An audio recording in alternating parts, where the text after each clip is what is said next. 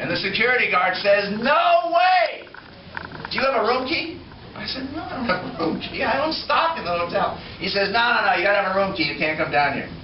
So Richard's staring at me, and I'm staring at Richard, and suddenly the security guard is surrounded by 15 teenage girls who are staying at the hotel. And he's busy.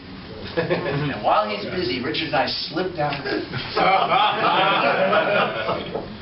And we walk around and we go to the cabanas, and I pull out a couple of fluffy towels and a couple of bottles of water out of the refrigerator. Chilled water, says Bellagio on it. And I said, "Here, compliments of the shareholders."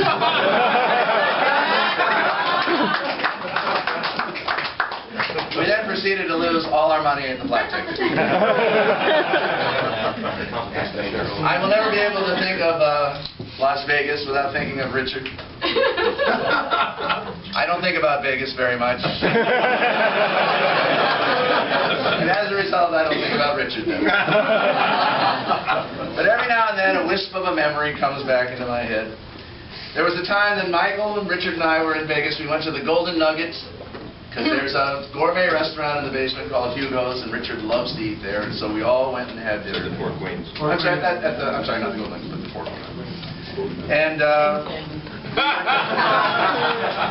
when you order a drink there, it comes in a bucket. It doesn't come in a glass. Richard likes to order the martinis in the buckets.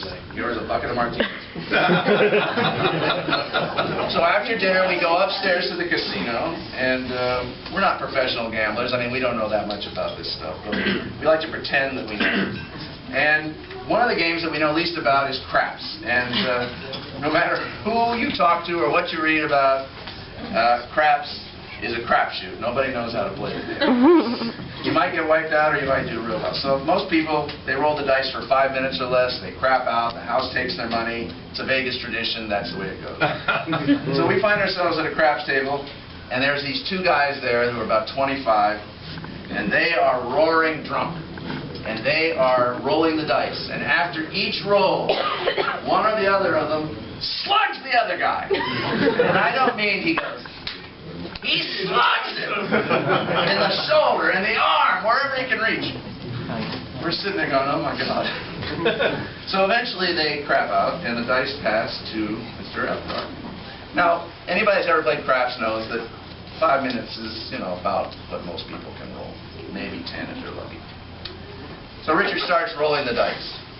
And he rolls for 10 minutes, and he rolls for 15 minutes, and he rolls for 20 minutes. Now the two drunk guys are betting, and they're making big money on Richard. They're betting hundreds of dollars on each roll. They're making a lot of money. And they've been warned about their behavior. They could not slug each other. They couldn't slug Richard. But what they did do, they wanted to do high fives. Every time Richard rolled the dice and he didn't crap out, they'd high-five him as hard as they could. After about 30 minutes or so, these guys are rolling in money, and Richard's hand is about to fall off. And they say to him, "If you roll for 5 more minutes, we're going to pay for your hotel room this weekend." Wow. It's been 25 minutes. Richard rolls for another 20 minutes. He rolls for 45 minutes. When they're done, these guys flip him a chip, say thanks a lot, and they take off. And we're sitting there going, what the hell happened? We didn't know how to bet, so we only made about $300 between us. These guys probably made $10,000 each. They made $10,000. Yeah. Oh my God. A rack full of black chips. Yeah. Oh, Wow. So we weren't too thrilled, so we started to leave. We decided we were going to leave after about 15 minutes, and we're walking toward the parking garage. And we hear this commotion. There's and we look over in this little vestibule, and these two guys are on the floor. They're being hogtied by the security guards. 8 security guards. Yeah. They were trying to break into a private poker tournament, and they couldn't do it, so they got belligerent, and then the security guards are going to arrest them. And as we walk by, they see us, and they're going, "There! That's our friends! These are our friends! Tell them you know us! Hey, And Richard takes his hand, which is 8 times the size it should be, and he leans over and he goes, "Have a nice night!" And we walk out!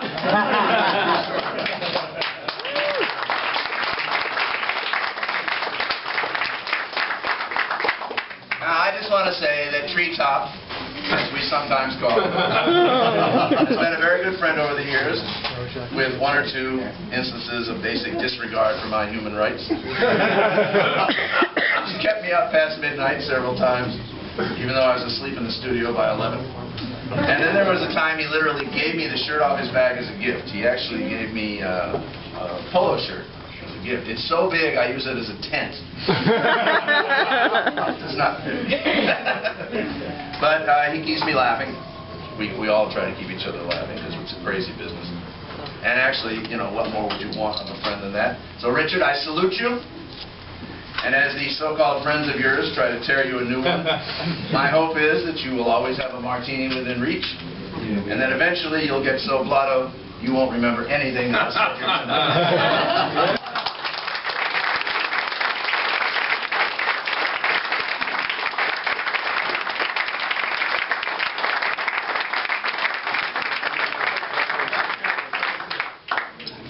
Take your toilet paper with you. Oh my God, that was on my notes. Did you take your paper back? Richard was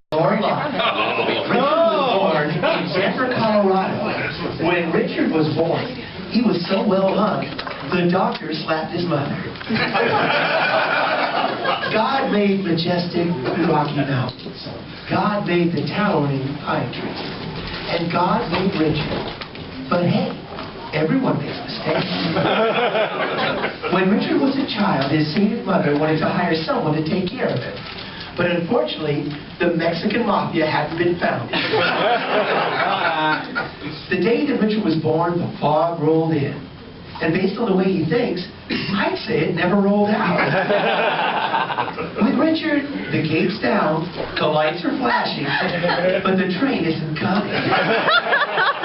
With Richard, the elevator's on the ground floor, and he's pushing the go down on me button. Ladies and gentlemen, Mr. Michael McConaughey!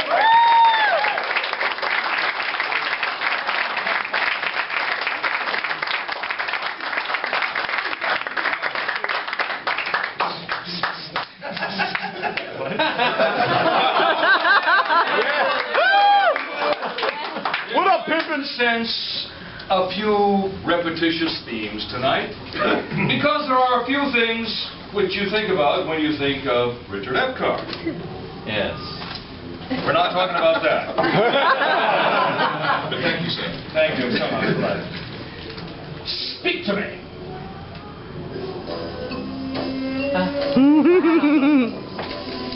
A few images.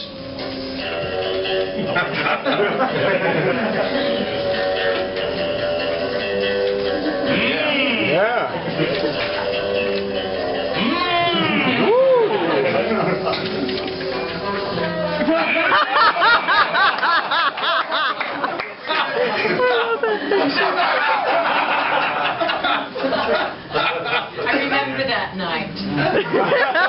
I told you no more icing!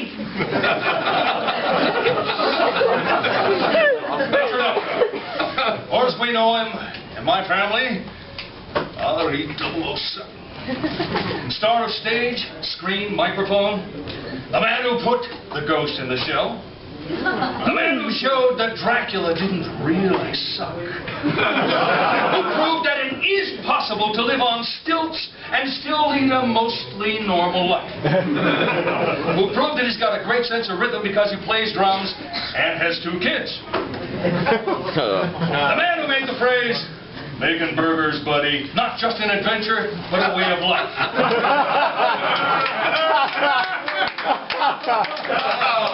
Now, what can I say about my friend Richard Epcar that hasn't already been said? You're kidding. Plenty.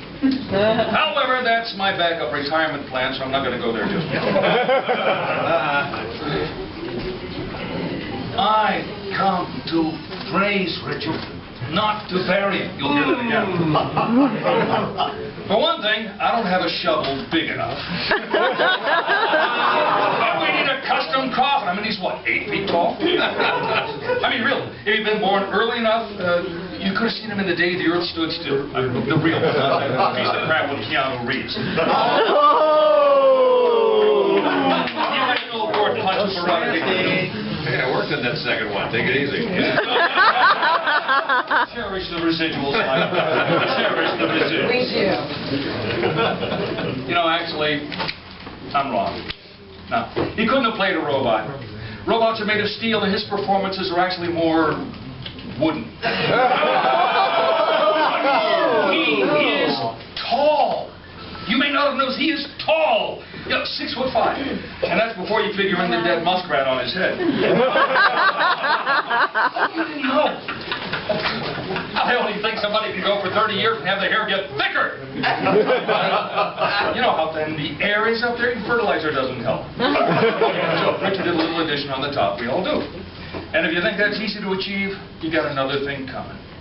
He put in a ton of research before making the final choice. I mean, these days, the world sees everything, and appearances really are important. Now, Richard, as you've seen, is a warm man. He's got a nature-loving, environmental heart. He wanted something natural. And none of this transplant crap where they take your pubic hair and every time you slash your head, your ears start Being a frontier outdoorsman he is, Colorado born and bred, Richard wanted to salute Mother Nature. So first, he tried a raccoon.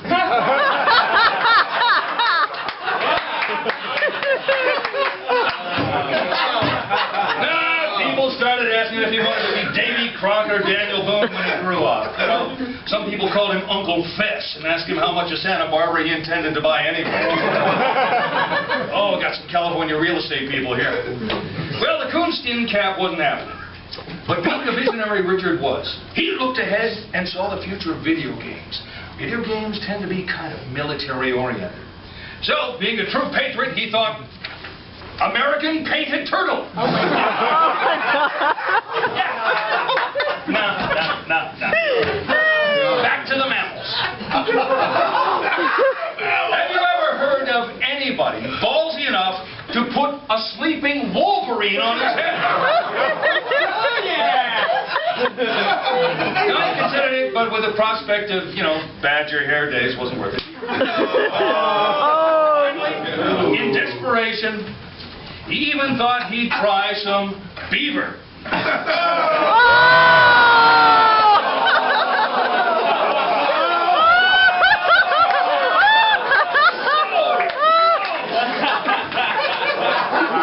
after a while, the question, you know, what hair gel are you using? No, he gave up.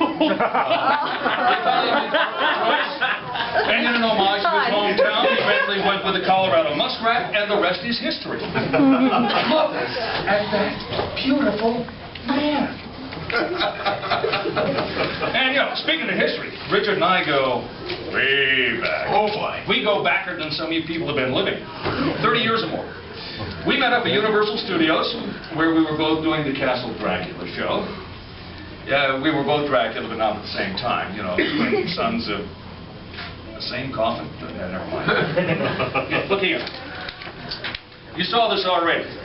An incredibly youthful Richard choking the crap out of a juvenile Joey Dior. I wish Joey could be here tonight. Joey has the distinction of being the last bozo in the world. Really was. He was in Chicago. And a very good friend of ours, very good friend of Richard's. That's how you treat your friends? Well, has anyone ever go to the Dracula show at Universal? I mean, we're talking years ago. Yeah. Okay, well, you know how the Dracula story goes. It's, you know, Dracula comes out of his coffin, and there are like 3,000 people in his house, so he picks 2 of them to become his brides, usually women. And then, you know, the traditional part where Dracula gets into a big hairy fight with the Incredible Hulk. Well, it is Universal. Well, that's what's wrong with modern education. Well, the Incredible Hulk, the one we had was being played by Jake Steinfeld. Body by Jake, bodybuilder to the stars.